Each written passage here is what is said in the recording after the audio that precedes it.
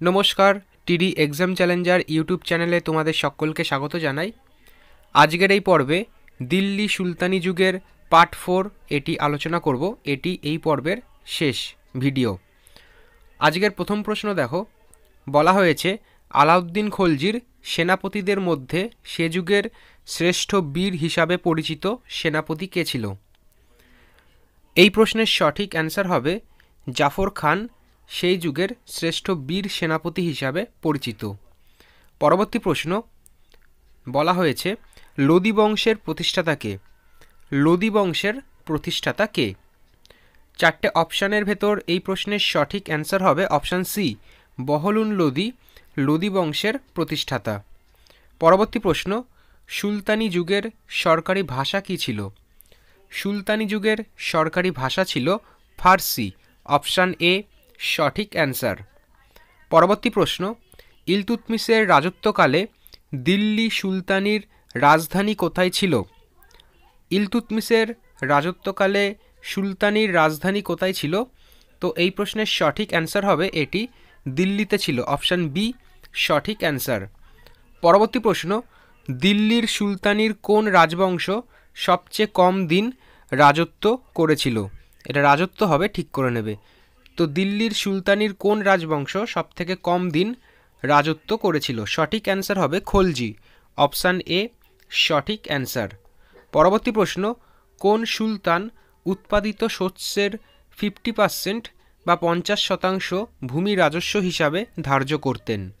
সঠিক অ্যান্সার হবে আলাউদ্দিন খলজি উৎপাদিত শস্যের 50% ভূমি রাজস্ব হিসাবে ধার্য করতেন।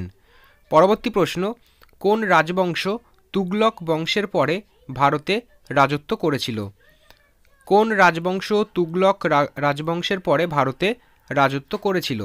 সঠিক অ্যান্সার হবে সৈয়দ রাজবংশ, অপশান সি সঠিক অ্যান্সার। পরবর্তী প্রশ্ন, চেঙ্গিস খানের প্রকৃত নাম কি ছিল? চেঙ্গিস খানের প্রকৃত নাম কি ছিল? তো দেখো এই প্রশ্নের সঠিক অ্যান্সার হবে ইয়েসুগাই, অপশান সি এই প্রশ্নের সঠিক অ্যান্সার। পরবর্তী প্রশ্ন, গাজী মালিক কোন রাজবংশের প্রতিষ্ঠাতা ছিল? গাজী মালিক কোন রাজবংশের প্রতিষ্ঠাতা? সঠিক অ্যান্সার তুগলক রাজবংশের ইনি প্রতিষ্ঠাতা ছিলেন। পরবর্তী প্রশ্ন, বর্তমানে দৌলতাবাদ যেখানে মোহাম্মদ বিন তুগলক দিল্লি থেকে রাজধানী স্থানান্তর করেছিলেন সেটি কোথায় অবস্থিত? এই প্রশ্নের সঠিক অ্যান্সার হবে সেটি ঔরঙ্গাবাদে অবস্থিত, অপশান সি সঠিক অ্যান্সার। পরবর্তী প্রশ্ন, পর্যটক ইবন বতুতা কোথা থেকে এসেছিলেন? গুরুত্বপূর্ণ প্রশ্ন, পর্যটক ইবন বতুতা তিনি কোথা থেকে এসেছিল? সঠিক অ্যান্সার হবে তিনি মরক্কো থেকে এসেছিল, অপশান এ এই প্রশ্নের সঠিক অ্যান্সার। পরবর্তী প্রশ্ন, নিম্নলিখিত কোন সুলতানকে ঐতিহাসিকরা বৈপরীত্যের সংমিশ্রণ বলে বর্ণনা করেছে? বৈপরীত্যের সংমিশ্রণ বলে কোন সুলতানকে বর্ণনা করেছে? সঠিক answer Mohammad bin Tughlaq, option D. পরবর্তী প্রশ্ন, মোহাম্মদ ঘুরি তার অধিকৃত অঞ্চল যে বিশ্বস্ত সেনাপতির হাতে তুলে দিয়েছিলেন তিনি কে ছিলেন?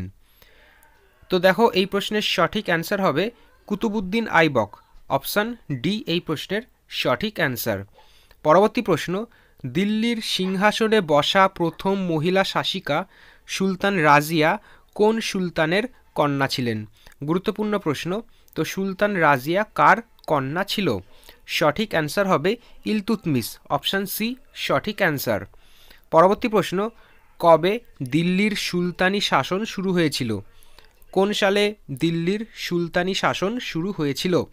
সঠিক অ্যান্সার 1206 খ্রিস্টাব্দে এটি শুরু হয়েছিল। পরবর্তী প্রশ্ন, চিতোরের বিখ্যাত কীর্তিস্তম্ভ টাওয়ার অফ ভিক্টরি এটি নির্মাণ করেছেন কে? এই প্রশ্নের সঠিক অ্যান্সার হবে অপশান বি, রানা কুম্ভ এটি নির্মাণ করেছে।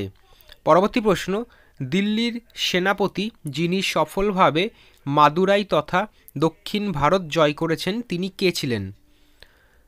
তো সফলভাবে মাদুরাই তথা দক্ষিণ ভারত জয় করেছেন তিনি হচ্ছে মালিক কাফুর, অপশান সি সঠিক অ্যান্সার। পরবর্তী প্রশ্ন, কোন শতাব্দীতে কুতুব মিনার নির্মিত হয়েছিল? কোন শতাব্দীতে কুতুব মিনার নির্মিত হয়েছিল? সঠিক অ্যান্সার ত্রয়োদশ শতকে এটি নির্মাণ করা হয়েছিল। পরবর্তী প্রশ্ন, দিল্লি সুলতানির রাজত্বকাল সমাপ্ত হয় কবে? দিল্লি সুলতানির রাজত্বকাল কবে সমাপ্ত হয়? সঠিক অ্যান্সার 1526 খ্রিস্টাব্দে, অপশান বি সঠিক অ্যান্সার। পরবর্তী প্রশ্ন, আগ্রা শহরের প্রতিষ্ঠাতা কে ছিল? আগ্রা শহরের প্রতিষ্ঠাতা কে ছিল? এই প্রশ্নের সঠিক অ্যান্সার হবে সিকান্দার লোদি, অপশান ডি সঠিক অ্যান্সার। পরবর্তী প্রশ্ন, নিম্নলিখিত রাজবংশগুলিকে কালানুক্রমে সাজাও। তো দেখো, প্রথম রয়েছে খলজি বংশ, তারপরে রয়েছে লোদি বংশ এবং সর্বশেষ তুগলক বংশ। তো এই প্রশ্নের সঠিক অ্যান্সার কোনটি হবে? Option A. তো প্রথমে আসছে খলজি বংশ, তারপর আসছে তুগলক বংশ এবং সর্বশেষ আসছে লোদি বংশ। তো অপশান এ সঠিক অ্যান্সার। পরবর্তী প্রশ্ন, কোন অঞ্চলের চৌহানদের দ্বারা দ্বাদশ শতকের মাঝামাঝি সময় টোমার রাজপুতরা পরাজিত হয়েছিল? তো দেখো, এই প্রশ্নের সঠিক অ্যান্সার হবে আজমির এই অঞ্চল, অপশান বি সঠিক অ্যান্সার। পরবর্তী প্রশ্ন, বলা হয়েছে সরাসরি বেতনভুক্ত বৃহত্তম স্থায়ী সেনাবাহিনী স্থাপন করেন কে? সরাসরি বেতনভুক্ত বৃহত্তম স্থায়ী সেনাবাহিনী স্থাপন করেছিল আলাউদ্দিন খলজি, অপশান বি সঠিক অ্যান্সার।